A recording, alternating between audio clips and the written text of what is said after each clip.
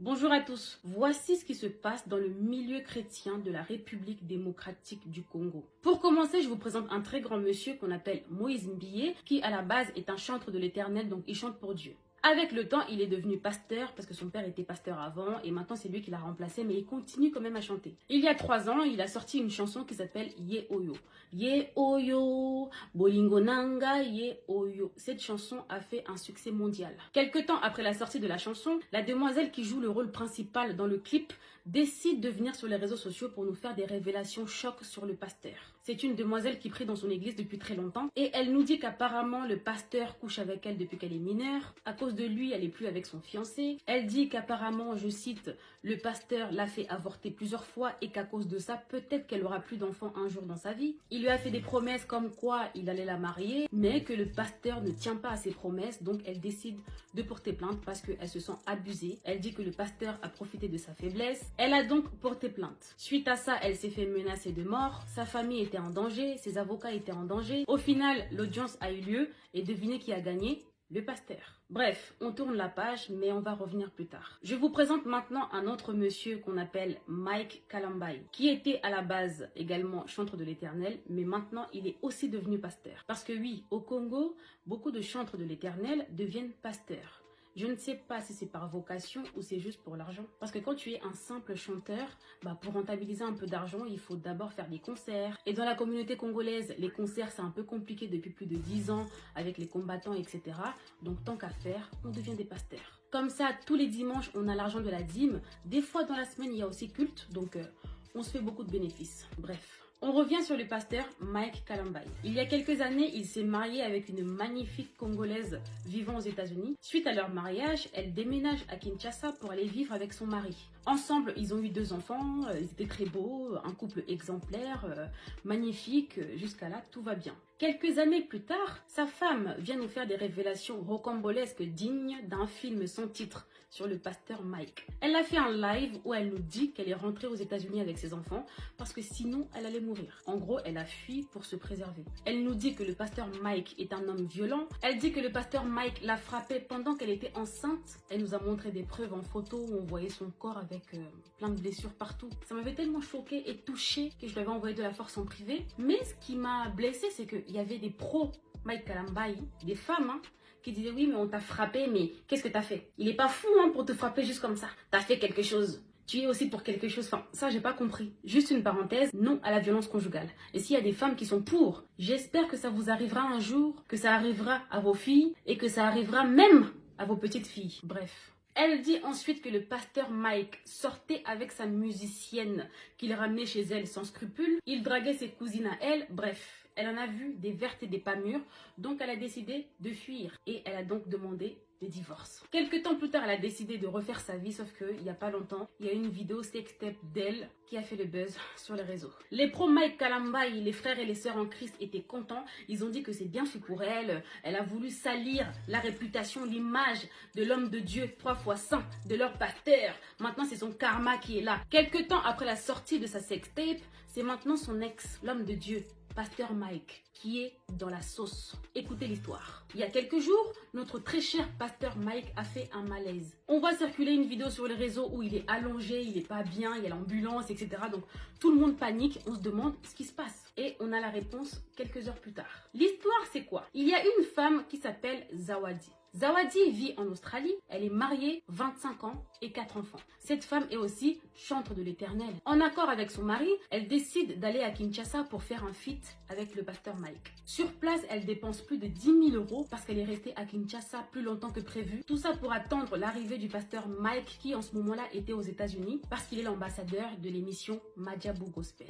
Quelques temps plus tard, le pasteur arrive à Kinshasa. Gentiment, il invite la dame à aller manger chez lui. Ils ont dîné ensemble, elle a payé 1500 $ pour le feat.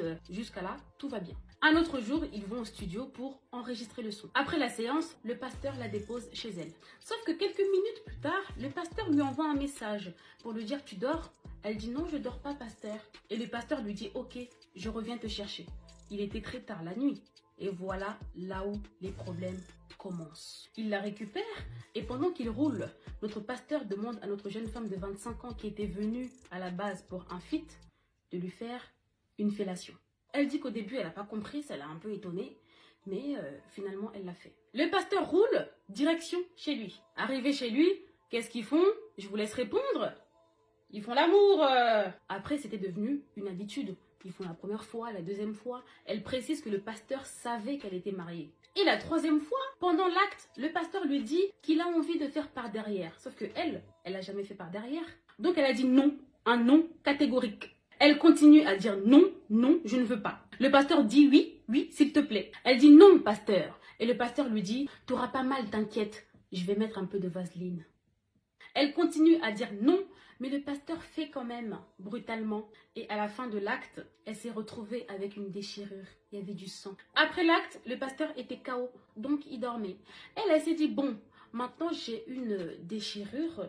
Au cas où il m'arrive un problème de santé, au moins j'aurai une preuve. Donc elle a filmé la chambre du pasteur, elle a filmé le pasteur en train de dormir, comme ça c'est une preuve au cas où il y a un problème. Tout ce que je vous dis, elle l'a elle-même expliqué dans un live sur Instagram. Après son séjour à Kinshasa, elle décide de rentrer chez elle en Australie. La vérité éclate sur la toile, son mari est au courant de tout, ils décident de mettre un terme à leur mariage. Donc actuellement, elle est divorcée à cause de tout ce qui s'est passé avec le pasteur Mike. Et juste un petit détail, pendant qu'elle était à Kinshasa, elle a fait des vidéos avec un chantre de l'Éternel, un homme de Dieu qui s'appelle Michel Bakenda. Et apparemment, elle a aussi fait des bails avec Michel Bakenda. Michel Bakenda lui-même, il a aussi fait un scandale il n'y a pas longtemps. Il y a une vidéo de lui qui a circulé il n'y a pas longtemps sur les réseaux où on voyait son sexe. En fait, il draguait une fille sur FaceTime, donc il lui montrait son sexe et la fille a décidé de tout filmer, elle a balancé sur les réseaux.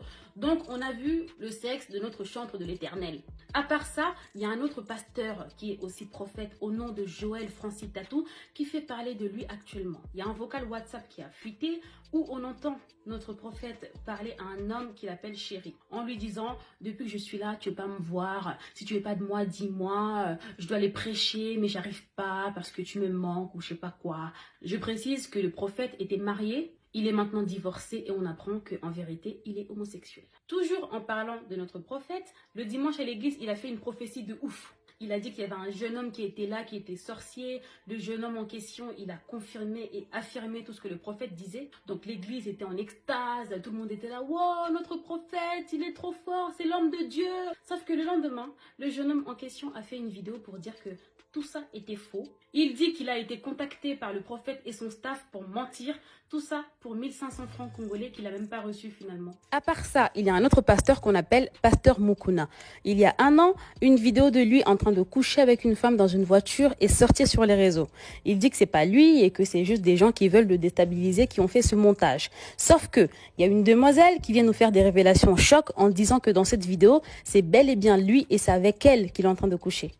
Elle aussi décide de porter plainte contre le pasteur parce qu'elle dit qu'apparemment le pasteur l'aurait violée plusieurs fois dans son bureau et qu'il a profité de sa faiblesse parce qu'elle venait de perdre son mari, que le pasteur connaissait très bien d'ailleurs. Donc elle a porté plainte. L'audience a bel et bien eu lieu et devinez qui a gagné? Le pasteur. Et à part ça, il y a aussi un problème entre le pasteur Moïse Mbiye et le pasteur Marcelo. Apparemment, le pasteur Marcelo aurait invité dans son bureau la baby mama du pasteur Moïse Mbiye pour la draguer et lui proposer de monter un coup contre le pasteur Moïse Mbiye. À part ça encore, le pasteur Moïse Mbiye et le pasteur Mike Kalambay ne se parlent plus alors qu'avant ils étaient très potes. Suite à tout ça, le pasteur Moïse Mbiye a craqué et un dimanche à l'église, il décide de dénoncer ses ennemis pasteurs en disant que oui, il y a des pasteurs qui veulent me salir, ils appellent mes proches, ils appellent mes amis, ils leur proposent des voitures, des maisons, tout ça pour comploter contre moi, tout ça pour me salir, je vais les dénoncer, je vais dire leur nom, etc. Il a fait un post sur Facebook pour dire que jeudi, je vais faire un live où je vais tout dénoncer. Bref, finalement, après, il dit qu'il va pas faire le live. Bref, je suis fatiguée. Voilà un peu les histoires qui se passent actuellement dans le milieu pastoral congolais. Bon, les amis, cette vidéo est assez longue. J'ai commencé avec du soleil, là, il n'y a plus de soleil. Donc, je m'arrête là pour aujourd'hui. Je reviendrai avec une autre vidéo pour vous dire pourquoi j'ai décidé de faire cette vidéo et vous donner mon point de vue par rapport à tout ce que je viens de vous dire. Sur ce, portez-vous bien et faites attention à vous. Bye oh.